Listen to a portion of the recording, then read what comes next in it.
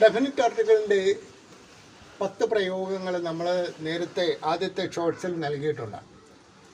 തുടർന്നുള്ള ബാക്കിയുള്ള പ്രയോഗങ്ങളാണ് ഈ ഷോർട്സിൽ നൽകുന്നത്. വനത്തിൻ്റെ പേരിൻ്റെ മുന്നിൽ ഡെഫിനിറ്റ് ആർട്ടിക്കിൾ ഉപയോഗിക്കും. The black forest example. അപ്പോൾ അങ്ങനെ ഗവൺമെൻറ് ഡിപ്പാർട്ട്മെൻറ്റുകളുടെ പേരിൻ്റെ മുന്നിൽ ഡെഫിനിറ്റ് ആർട്ടിക്കിൾ ചേർക്കാറുണ്ട്. The ministry of education, the ministry of foreign affairs തുടങ്ങിയത്. അപ്പോൾ ഒരു കോമൺ നൗണിൻ്റെ മുന്നിൽ ഡെഫിനിറ്റ് ആർട്ടിക്കിൾ കൊടുത്തു കഴിഞ്ഞാൽ അത് ആ വർഗത്തെ മൊത്തത്തിൽ കാണിക്കും. ഉദാഹരണം, the cow is A domestic animal. The cow means any cow. The blue whale is the biggest animal in the earth. That means any blue whale. അതുപോലെ ഒരു പ്രോപ്പർ നൗണിൻ്റെ മുന്നിൽ ഡെഫിനിറ്റ് ആർട്ടിക്കിൾ കൊടുത്താൽ അതൊരു കോമൺ നൗണായി മാറും.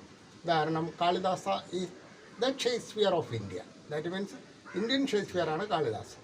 അതുപോലെ Alappuzha is the Venice of the east.